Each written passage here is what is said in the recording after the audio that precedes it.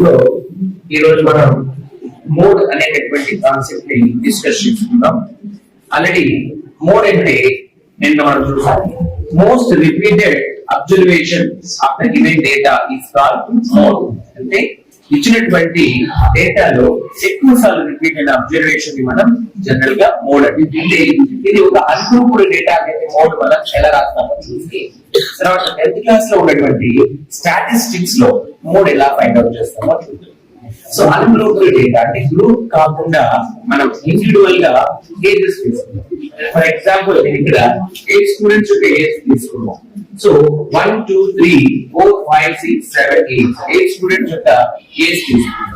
అయితే ఈ 8 స్టూడెంట్స్ యొక్క ఏజ్ లో ఎవరి ఏజ్ ఎక్కువ సార్లు రిపీట్ అయింది, ఎవరి ఏజ్ ఎక్కువ సార్లు రిపీట్ అయింది, ఏ ఏజ్ పిల్లలు ఎక్కువ సార్లు రిపీట్ అయి ఉన్నారు అంటే ఖచ్చితంగా ఇక్కడ 4 years ఉన్న వాళ్ళు ఎక్కువ మంది రిపీట్ అయ్యారు. So mode of the given data is 4. అంటే మోస్ట్ రిపీటెడ్ అబ్జర్వేషన్ ఏ వాల్యూ అయితే ఏ అబ్జర్వేషన్ అయితే ఎక్కువ సార్లు రిపీట్ అయిందో ఆ అబ్జర్వేషన్ మనం ఏమంటాం మోడ్ అంటాం. ఓకే, ఇది అన్గ్రూప్డ్ డేటా అంటే ఇండివిజువల్ గా నేను ఈ పర్సన్స్ యొక్క ఏజెస్ ఇన్ఫర్మేషన్ ని గ్యాదర్ చేసుకొని ఆ ఇన్ఫర్మేషన్ ఇక్కడ ఏం చేస్తాను మోడ్ రాస్తాను. అంటే ఏదైతే ఎక్కువ సార్లు మోస్ట్లీ రిపీటెడ్ అబ్జర్వేషన్ ఏ ఏజ్ పిల్లలు ఎక్కువ మంది రిపీటెడ్ గా ఉన్నారు, ఏ ఏజ్ ఎక్కువ సార్లు రిపీట్ అయ్యి ఉంది, 4 years ఉన్న ఏజ్ వాళ్ళు ఎక్కువ మంది రిపీట్ అయ్యారు కాబట్టి mode of the data is 4.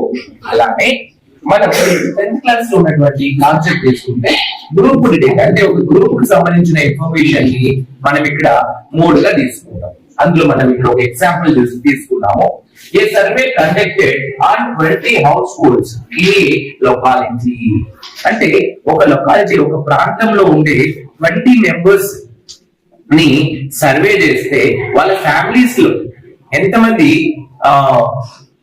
వాళ్ళ యొక్క ఫ్యామిలీ సైజ్ ఏంటి అనేది ఇక్కడ ఇన్ఫర్మేషన్ ని టేబుల్ ఇవ్వడం జరిగింది. అంటే ఈ survey conducted and 20 households in a locality ఒక లొకాలిటీలో ఉన్న 20 households 20 మంది ఫ్యామిలీ మెంబర్స్ ని ఇన్ఫర్మేషన్ మనం గ్యాదర్ చేసుకుంటే ఇక్కడ గ్రూప్ తీసుకుంటున్నాం. 20 households అంటే 20 కుటుంబాలకు సంబంధించినటువంటి ఇన్ఫర్మేషన్ గ్రూప్ డేటా తీసుకుంటున్నాం.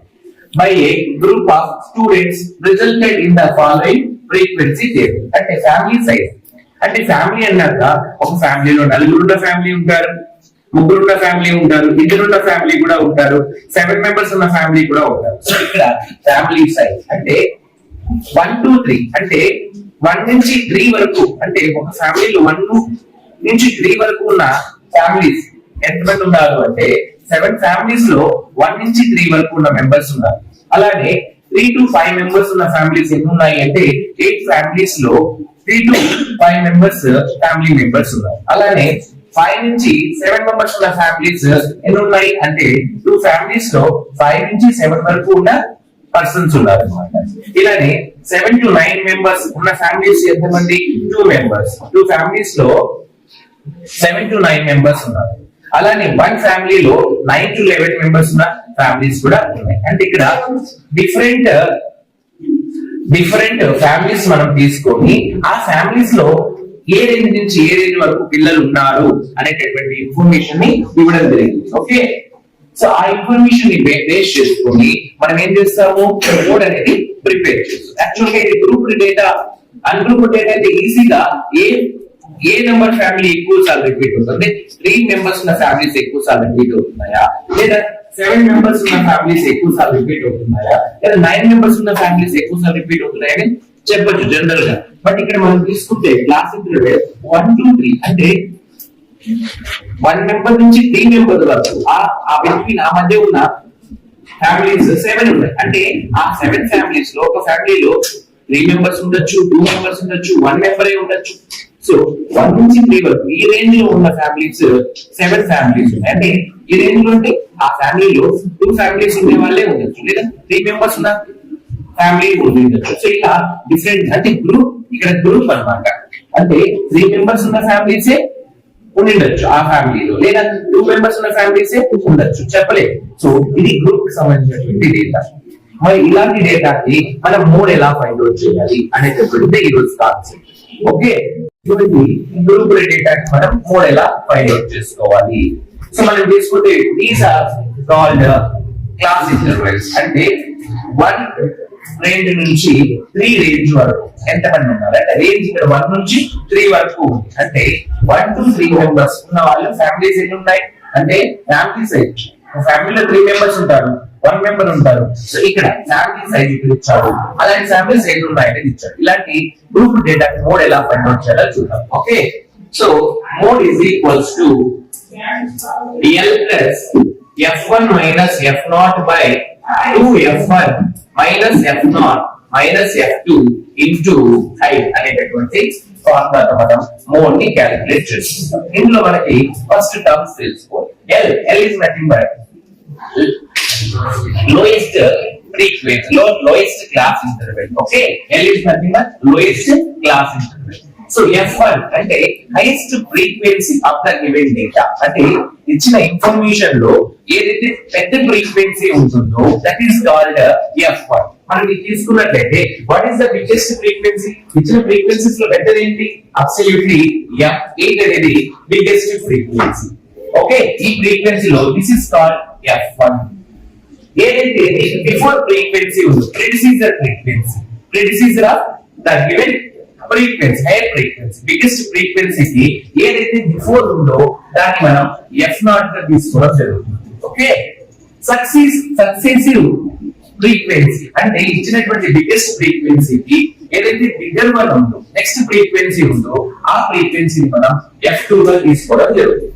ఓకే, ఇక్కడ ఎక్కడైతే బిగ్గెస్ట్ ఫ్రీక్వెన్సీ ఉందో అందులో ఉన్న క్లాస్ ఇంటర్వెల్ యొక్క లోయెస్ట్ లిమిట్ ని మనం L గా తీసుకోవడం జరుగుతుంది. These are the terms. మనం బాగా ఒకసారి చూసుకున్నట్లయితే ఫ్రీక్వెన్సీస్ లో బిగ్గెస్ట్ ఫ్రీక్వెన్సీని F1 గా, ఆ బిగ్గెస్ట్ ఫ్రీక్వెన్సీ బిఫోర్ ఉన్న వాల్యూని F0 గా, ఆఫ్టర్ ఉన్న వాల్యూని F2 గా తీసుకోవడం జరుగుతుంది. అలానే బిగ్గెస్ట్ ఫ్రీక్వెన్సీ యొక్క క్లాస్ ఇంటర్వెల్ లో లోయెస్ట్ లిమిట్ అంటే మనం చూస్తే దీన్ని లోయర్ లిమిట్ అని, ఇది అప్పర్ లిమిట్ అని అంటాం. ఓకే, ఇక్కడ ఏదైతే లోయర్ లిమిట్ హైయెస్ట్ ఫ్రీక్వెన్సీ యొక్క లోయర్ లిమిట్ ఏదైతే ఉంటుందో దాన్ని మనం L గా తీసుకోవడం జరుగుతుంది. ఓకే, సో ఇప్పుడు ఈ వాల్యూస్ తీసుకెళ్ళి మనం ఈ ఫార్ములా సబ్స్టిట్యూట్ చేయాలి. అంటే ఇప్పుడు F1 తెలుసు, F0 తెలుసు, F2 తెలుసు అండ్ లోయర్ క్లాస్ లిమిట్ కూడా లోయర్ క్లాస్ లిమిట్ కూడా మనకి తెలుసు. వాట్ అబౌట్ హెచ్ అంటే ఏంటి? ఇచ్చినటువంటి ఫ్రీక్వెన్సీలో అప్పర్ లిమిట్ లో నుంచి లోయర్ లిమిట్ ని మైనస్ చేస్తే వచ్చేటటువంటి ఆ డిఫరెన్స్ అంటే దాన్ని మనం height of the class interval అంటాం. మనం తీసుకున్నట్లయితే 3 minus 1 ఏమవుతుంది?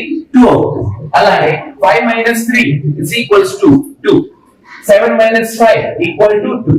9 minus 7 equal to 2. 11 minus 9 equal to 2. అంటే వీటి మధ్యలో అంటే లోయర్ లిమిట్ కి అప్పర్ లిమిట్ కి మధ్యలో ఉన్నటువంటి కామన్ డిఫరెన్స్ ఏదైతే ఉంటుందో అది అది ఆ ఫ్రీక్వెన్సీస్ యొక్క ఆ క్లాస్ ఇంటర్వెల్స్ యొక్క హైట్ అవుతుంది. ఓకే, సో ఇప్పుడు మనకి ఇచ్చినటువంటి ఇన్ఫర్మేషన్ ద్వారా ఇక్కడ రాస్తున్నాం. F0 is 7, F1 is 8, F2 is 2 and L is 3. H is the difference between upper limit and lower limit. So difference upper limit minus lower limit is 2. Understand that? So ఈ విధంగా మనం టెర్మినాలజీని తీసుకొని substitute చేసి mode ని find out చేసుకుంటాం. L అంటే so lower limit ఏంటి? That is 3. Lower limit of the biggest frequency యొక్క lower limit 3 plus F1. What is F1? F1 is 8 minus F0. What is F0? F0 is 7. మనం ఇక్కడ table లో తీసుకోవచ్చు by 2F1. 2 into F1. 2 into F1 2F1. అంటే F1 ని మనం 2 తో multiply చేయాలి. F1 is 8 minus F0. What is F0? 7 minus F2. What is F2? 2 into height of the given class intervals. Okay, 3 plus 8 minus 7 అంటే 1 by 2 8s are 16 minus 7 minus 2 రెండింటిని add చేస్తే minus 9 అవుతుంది into 2. So 3 plus 1 by 16 లో నుంచి 9 minus చేసేస్తే 16 లో నుంచి 9 తీసేస్తే ఎంత అవుతుంది? అబ్సల్యూట్లీ 7 అవుతుంది. Okay, into 2. Okay, now 3 plus 1/7. So 1/7 అన్నా చేసి మనం అంటే 1 ని 7 తో డివైడ్ చేసి డెసిమల్స్ లైక్ మార్చి ఇంటూ 2 చేయొచ్చు, లేదా 2 1s are 2 ఆ 2 ని మనం 7 తో డివైడ్ చేయొచ్చు. ఓకే, సో 2 ని మనం 7 తో డివైడ్ చేస్తే 0.50 యాడ్ చేసాం. 7 2s are 40, 6 ఉంటుంది. పాయింట్ ఉంది కాబట్టి 0 యాడ్ చేసుకోవచ్చు. 7 8s are 56.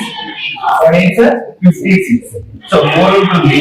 పాయింట్ పెట్టి మళ్ళీ 0 యాడ్ చేస్తే 7 5s are 35. ఇలా మనం తీసుకుంటే డెసిమల్స్ ని కంటిన్యూ చేసుకోవచ్చు. సో మనం 2 డెసిమల్ ప్లేసెస్ వరకు తీసుకుంటే చాలు. That is sufficient. So 3 plus 2/7 value 0.285. Total గా దీని యాక్సెస్ ఏమవుతుంది? 3.285 ఈజ్ అవర్ మోడల్ అన్నమాట. ఇది అంటే మోస్ట్ రిపీటెడ్ అబ్జర్వేషన్. 3.2 అంటే పాయింట్ తర్వాత 2 అంటే పాయింట్ తర్వాత 0 ఉన్నా 1 ఉన్నా 2 ఉన్నా 3 ఉన్నా 4 ఉన్నా మనం డౌన్ వాల్యూస్ తీసుకోవచ్చు. ఓకే, అంటే 3.2 ఉంటే that it is equal to 3. For example, 3.0 ఉంది, it is equal to 3. 3.1 ఉంది, it is equal to 3. 3.2 equal to 3. 3.3 equal to 3. 3.4 equal to 3. 3.5 is equal to 4. Understand? 3.6 ఉంది అంటే it is equals to 4. 3.7 ఉంది, it is equals to 4. 3.8 ఉంది, it is equals to 4. 3.9 ఉంది, it is equal to 4.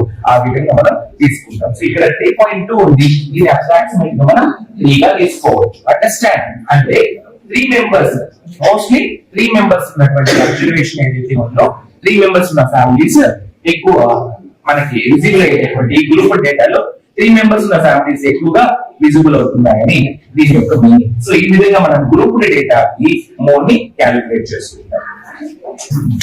అలానే ఇప్పుడు మనం median తీసుకుందాం. Median అంటే middle most value. For example 1 2 3 అనే 3 మెంబర్స్ ఒక బెంచ్ లో కూర్చున్నారు. ఓకే, అయితే వీళ్ళు మిడిల్ లో ఉన్నటువంటి వాల్యూని మిడిల్ మోస్ట్ వాల్యూ అంటారు. అంటే 1 2 3 మెంబర్స్ ఒక బెంచ్ లో కూర్చుంటే who seated at the middle position? ఎవరు ఉన్నారు మిడిల్ లో? 2 ఉన్నారు. అంటే వీళ్ళు ఆ బెంచ్ లో 3 మెంబర్స్ లో మీడియన్ మిడిల్ మోస్ట్ వాల్యూ అవుతాడు. ఓకే, అలానే అదే బెంచ్ లో 4 మెంబర్స్ కూర్చుని ఉన్నారు. లైక్ 1 2 3 4. సో ఇప్పుడు మీడియన్ ఎవరు ఉన్నారు? మిడిల్ ఎవరు కూర్చున్నట్టు అంటే 1 4 మనం తీసేస్తే బిట్వీన్ మధ్యలో ఎవరు ఉన్నారో చూడాలి. మధ్యలో ఎవరు ఉన్నారు? 2 ని 3 తీసేస్తే దేర్ ఇస్ నథింగ్, ఏది ఉండదంట. కానీ మనం మీడియన్ ఫైండ్ అవుట్. మరి 2 కి 3 బిట్వీన్ ఎవరు ఉన్నారు అంటే 2 కి 3 బిట్వీన్ ఖచ్చితంగా 2.5 అనే వాడు ఉన్నారు. 2.5.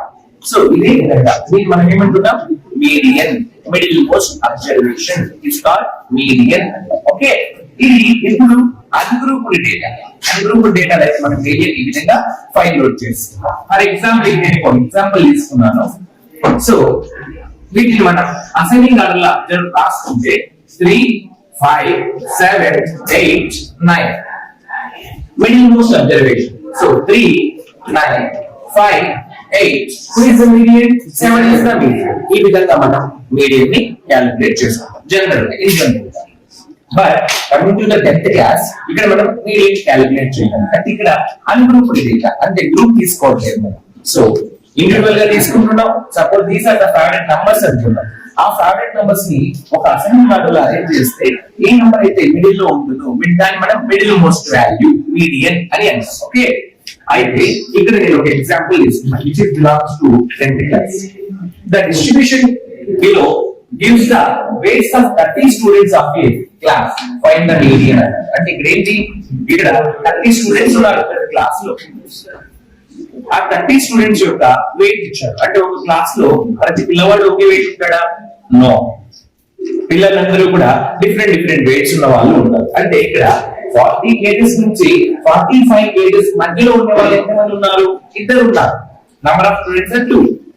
45 నుంచి 50 కేజెస్ మధ్యలో ఉండేవాళ్ళు 3 మెంబర్స్ ఉన్నారు. ఇక్కడ ఏంటి ఆ 3 మెంబర్స్ లో 45 కేజెస్ ఉన్నవాడు ఉంటాడు, 46 కేజెస్ ఉన్నవాడు ఉంటాడు, 47 ఉన్నవాడు అంటే 50 వరకు ఉండేవాడు ఉంటాడు. అయితే ఆ 3 మెంబర్స్ లో ఎంతమంది 46 కేజెస్ ఉన్న వాళ్ళు నాకు తెలుస్తుందా? నో. ఎంతమంది 50 కేజెస్ ఉన్న వాళ్ళు తెలుస్తుందా? నో. అంటే ఇక్కడ ఒక గ్రూప్ కి సంబంధించిన ఇన్ఫర్మేషన్ ని మనం గ్యాదర్ చేసుకున్నాం. ఓకే, మరి ఈ ఇన్ఫర్మేషన్ కి మనం మీడియన్ ఎలా క్యాలిక్యులేట్ చేయాలి చూద్దాం. ఓకే, సో ఇచ్చిన ఇన్ఫర్మేషన్ నేను ఇక్కడ టేబుల్ లో నీట్ గా అరేంజ్ చేస్తున్నాను. weights in cages 40 to 45, 45 to 50, 50 to 55, 55 to 60, 60 to 65, 65 to 70, 70 to 75. Number of children ఎంత మంది ఉన్నారు అలా అంటే 40 నుంచి 45 కేజెస్ మధ్యలో ఉండే వాళ్ళు 2 మెంబర్స్ ఉన్నారు.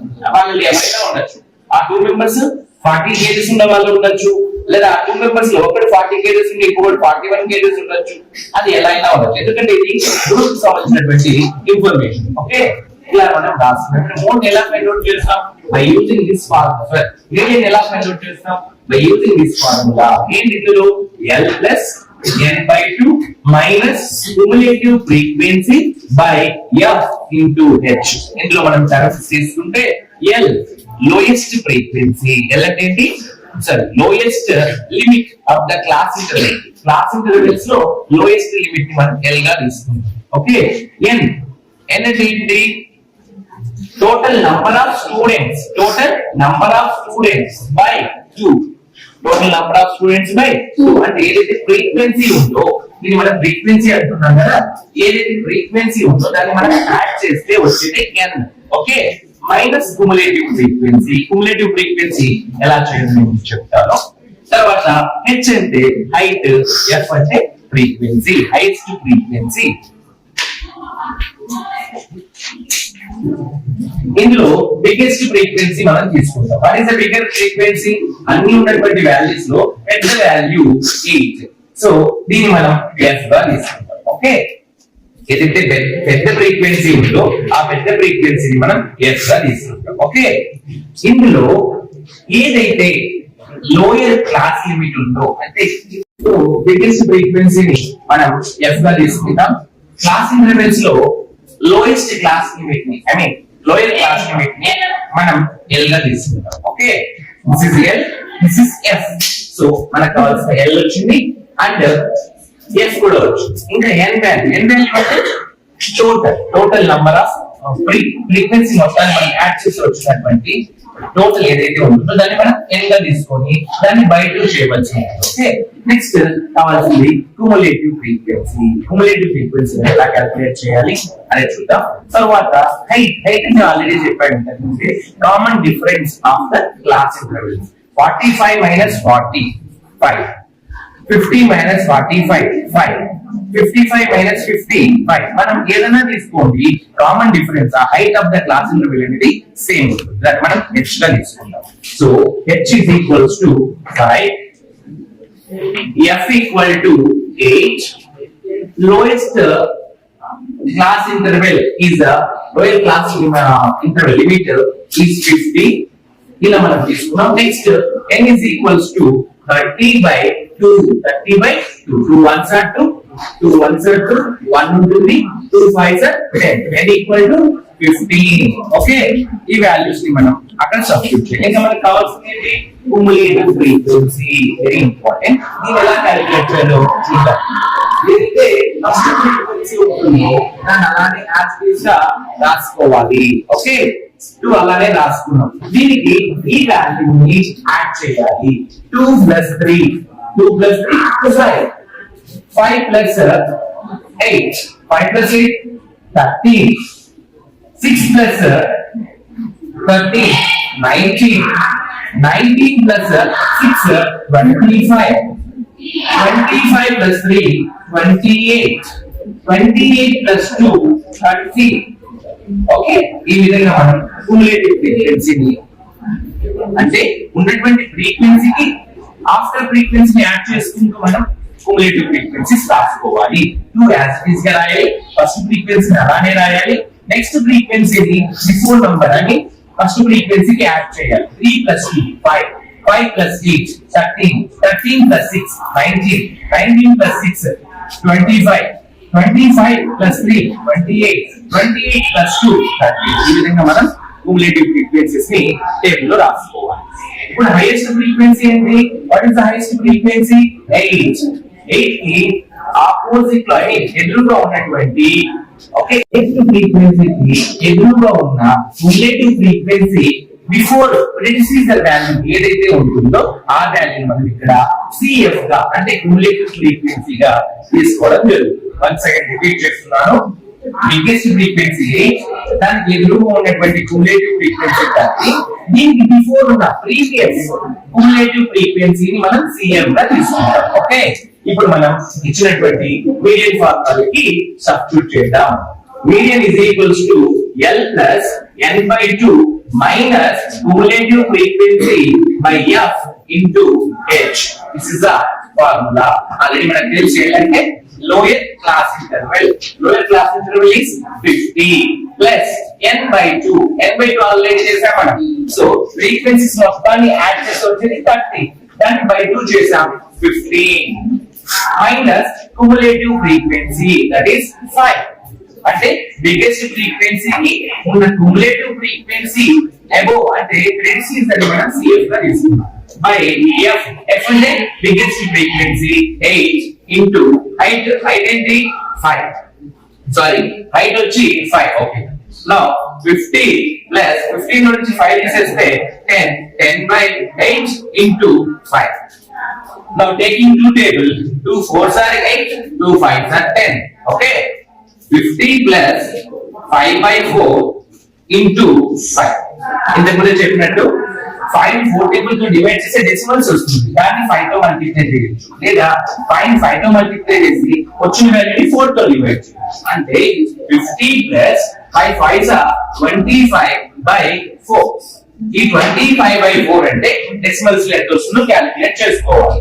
So 25 ని 4 టేబుల్ తో డివైడ్ చేస్తే 4 6 24 సబ్ట్రాక్ట్ చేస్తే 1 ఈ పాయింట్ యాడ్ 0 4 2s 8 సో ఉంటుంది పాయింట్ ఇంకా 0 యాడ్ చేసాం 4 5s 20 20 minus 20 0 అంటే 25 by 4 వాల్యూ ఎంత అవుతుంది 6.25 అంటే 50 plus 6.25 యాడ్ చేస్తే 50 plus 6 56.25. ఇది మనకు కావాల్సినటువంటి మీడియన్ అంటే 56 కేజెస్ అనేది ఎక్కువగా రిపీట్ అయినటువంటి అబ్జర్వేషన్ అన్నమాట. ఓకే, 56 అనేది మీడియన్ వాల్యూ అవుతుంది, మిడిల్ మోస్ట్ వాల్యూ అవుతుంది. అంటే అబ్జర్వేషన్స్ ని ఒక అసెండింగ్ ఆర్డర్ లో రాస్తే అందులో ఎక్కువ సార్లు రిపీట్ అయినటువంటి మిడిల్ మోస్ట్ వాల్యూ అంటే మీడియన్ అంటే మిడిల్ ఉన్నటువంటి వాల్యూ ఏమవుతుందంటే 56 అవుతుంది. సో ఈ విధంగా మనం మీడియన్ ని మోడ్ ని మీన్ ని క్యాలిక్యులేట్ చేసుకుంటాం. ఓకే.